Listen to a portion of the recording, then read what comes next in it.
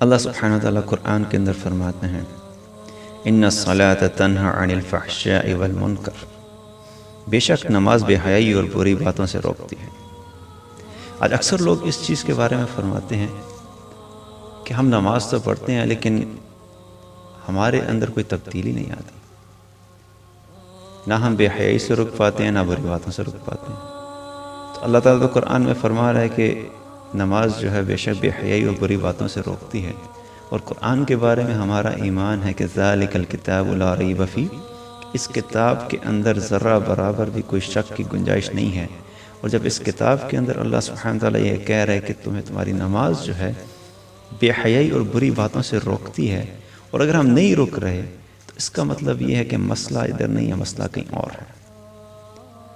مسئلہ ہماری نماز کے اندر ہے۔ کیا ہماری وہ نماز ایسی نماز ہے کہ جو ہمیں بے حیائی اور بری باتوں سے روکتی ہے؟ اگر ہماری نماز ہمیں ان چیزوں سے نہیں روک رہی تو اس کا مطلب ہے کہ ہم نے نماز کا حق ہی ادا نہیں کیا، ہم نے وہ نماز ہی نہیں پڑھی کہ جو اتنی مضبوط اور اتنی طاقتور ہو کہ وہ ہمیں بے حیائی اور بری باتوں سے روک سکتی ہو۔ نماز کیسی پڑھنے کا حکم ہے؟ اقیم الصلاۃ لذکر، اللہ تعالیٰ کیا قرآن میں فرماتے ہیں؟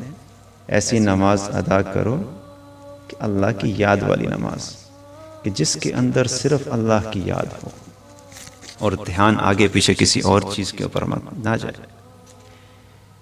تو آج چونکہ ہماری نمازوں کے اندر اللہ کی طرف دھیان نہیں ہوتا تو ہمارا اللہ سے تعلق بھی قائم نہیں ہوتا۔ جس حال میں نماز کے اندر داخل ہوتے ہیں اسی حال میں نماز سے واپس آ جاتے ہیں، نہ ہمیں دل کا سکون آتا ہے، نہ ہمیں اس چیز کا احساس ہوتا ہے کہ ہم کس ذات کے ساتھ ہم کلام ہو کے آئے ہیں۔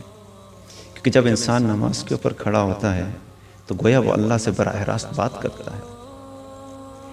مسلم شریف کی ایک روایت ہے جس کے اندر نبی صلی اللہ علیہ وسلم نے فرمایا کہ اللہ سبحانہ وتعالیٰ فرماتے ہیں قسمت الصلاۃ بینی و بین عبد نصفین، اللہ تعالیٰ کیا فرماتے ہیں کہ نماز میرے اور میرے بندے کے درمیان آدھی آدھی تقسیم ہو چکی ہے، آدھی آدھی تقسیم ہو چکی ہے۔ وَلِعَبْدِ مَا سَأَلَ، اور میرا بندہ جو سوال کرتا ہے اس کو پورا کیا جاتا ہے۔ اب سوال یہ پیدا ہوتا ہے کہ نماز کا جب ہم شروع کرتے ہیں تو اس وقت ہمارا اور اللہ کے ساتھ ایک کمیونیکیشن سٹارٹ ہونے والی ہوتی ہے، اور وہ کمیونیکیشن ایسے نہیں ہے کہ اٹس اے جنرلائزڈ کمیونیکیشن، وہ بڑی personal one to one communication ہے۔ اللہ سبحانہ وتعالیٰ سے جب ہم بات کرتے ہیں آگے سے اللہ تعالیٰ جواب دیتے ہیں۔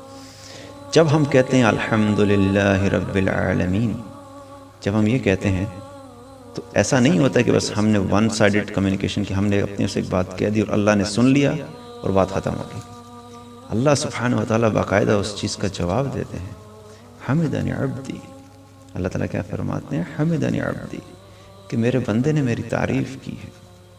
امیجن کہ جب ہم اللہ کے سامنے کھڑے ہیں اور عرش کے تمام پردے ہٹ چکے ہیں، اللہ ہماری طرف متوجہ ہیں اور ہمارا ذہن جو ہے وہ آگے پیچھے کہیں اور جا رہا ہے، اللہ سبحانہ وتعالیٰ ہماری بات کا جواب دے رہے ہیں اور ہمیں اس چیز کا احساس بھی کوئی نہیں کہ اللہ تعالیٰ مجھ سے بات کر رہے ہیں۔ دنیا کے اندر اگر کوئی بھی انسان، کوئی بھی اگر بزرگ، کوئی بھی معتبر انسان آپ کے سامنے کھڑا ہو اور وہ آپ سے بات کرے اور آپ کا دھیان ادھر ادھر ہو تو دیکھنے والے کہتے ہیں کہ بڑا ہی بے ادب انسان ہے۔ یہاں پہ خالق کائنات ہمارے سامنے کھڑا ہے اور وہ ہماری بات کا جواب دے رہا اور ہمیں احساس کوئی نہیں۔ پھر اس کے بعد جب الرحمن الرحیم کہتے ہیں، الحمدللہ رب العالمین الرحمن الرحیم، جب الرحمن الرحیم کہتے ہیں ہم تو اللہ تعالیٰ اس کا بھی جواب دیتے ہیں۔ اثنا علی عبدی، اللہ سبحانہ تعالیٰ کیا فرماتے ہیں کہ میرے بندے نے میری توصیف بیان کی، اللہ تعالیٰ اس کا بھی جواب دیتے ہیں۔ مالک یوم الدین، جب بندہ کہتا ہے مالک یوم الدین، اللہ سبحانہ تعالیٰ اس کا بھی جواب دیتے ہیں۔ مجدنی عبدی، میرے بندے نے میری بزرگی بیان کی۔ اب یہ ساری کمیونیکیشن ہماری اور اللہ کے درمیان دن میں 5 دفعہ ہر نماز کے اندر، ہر فاتحہ کے اندر چل رہی ہوتی ہے۔ امیجن، اس سے زیادہ کیا امپورٹنس ہم چاہتے ہیں کہ اللہ ہمیں امپورٹنس دے؟ ہم کہتے ہیں اللہ ہماری طرف دھیان نہیں دیتا۔ ہم نے اللہ کی طرف کتنا دھیان دیا؟ ہماری نماز کے اندر ہم نے کتنا احساس کیا کہ ہم جب اللہ کے سامنے کھڑے ہوتے تو ہمارا دھیان صرف اللہ کی طرف ہو؟ اللہ تعالیٰ نے تو ہمیں کہہ دیا ہے، صحیح حدیث ہے جس کے اندر اللہ سبحانہ وتعالیٰ یہ فرما رہے ہیں کہ میں تمہاری طرف متوجہ ہوتا ہوں، میں تمہاری نماز کا تمہیں جواب دیتا ہوں، تم مجھ سے ایک بات کرتے میں اس کا رسپانس دیتا ہوں۔ پھر جب ہم جا کے ایاک نعبد و ایاک نستعین کہتے ہیں، یہ وہ جگہ ہے جہاں پہ اللہ سبحانہ وتعالیٰ ہمیں آ کے کہتے ہیں ھذا بینی و بین عبدی ولعبدی ما سأل، اور یہ میرے اور میرے بندے کا درمیان معاملہ ہے، اور میرے بندہ جو سوال کرے گا اس کو ملے گا۔ یہاں پہ اللہ سبحانہ وتعالیٰ گویا کہ ہمیں یوں فرما رہے ہیں، اچھا اب تم جو سوال کرو گے، جو مانگنا ہے تم مانگو۔ تم نے میرے سامنے نماز کے اندر تم میرے سامنے آ کے کھڑے ہو گئے ہو، اب تمہیں جو چاہیے ہے مانگو۔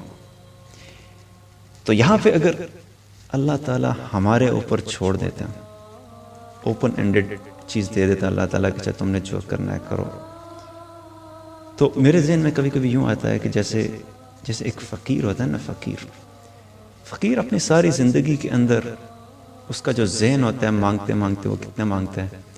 جب بھی کوئی فقیر آئے گا کہ جی 1 روپیہ دے دیں، 2 روپیہ دے دیں، بڑی توپ چلاتا ہے کہ جی 5 روپیہ دے دیں، بڑی ہمت کر کے مانگتا ہے 5 روپیہ دے دیں، یا زیادہ سے زیادہ کہ جی 10 روپیہ دے دیں۔ اب چونکہ اس نے اپنی ساری زندگی کے اندر اس کی ایک چھوٹی اس کی جو سوچ ہوتی ہے وہ بالکل چھوٹی چھوٹی چیزوں تک محدود ہوتی ہے، تو اس بڑی چیز کے بارے میں وہ سوچ ہی نہیں سکتا۔ اگر اس کے سامنے کوئی بادشاہ آ جائے اور اس کو بادشاہ بولے کہ دیکھو میں بادشاہ ہوں اور تم مجھ سے مانگو جو مانگنا ہے، اور مجھ سے کوئی بڑی چیز مانگو، اب وہ اپنے ذہن کے اعتبار سے سوچے گا کہ اچھا بادشاہ ہے، عام حالت میں تو مجھے لوگ 1 روپیہ 2 روپیہ دیتے ہیں، تو بادشاہ سلامت ہے تو ان سے کوئی بڑی چیز مانگنی چاہیے، وہ کہ جی 100 روپیہ دے دیں، 100 روپیہ دے دیں۔ وہ اپنے ذہن کے حساب سے کہے گا 100 روپیہ دے دیں۔ 100 روپیہ اس کے ذہن کے حساب سے بہت بڑی بات ہوگی۔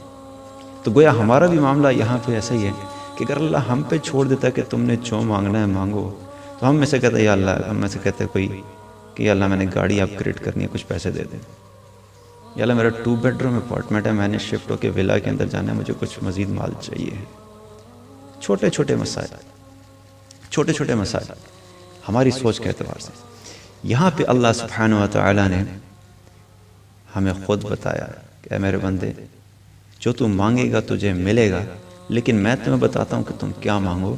اہدنا الصراط المستقیم، اہدنا الصراط المستقیم، مجھ سے ہدایت مانگو، کیونکہ اللہ کے نزدیک اگر ہدایت سے بڑی کوئی بھی چیز ہوتی تو اللہ سبحانہ و تعالیٰ ہمیں یہاں پہ کہتے کہ یہ مانگو۔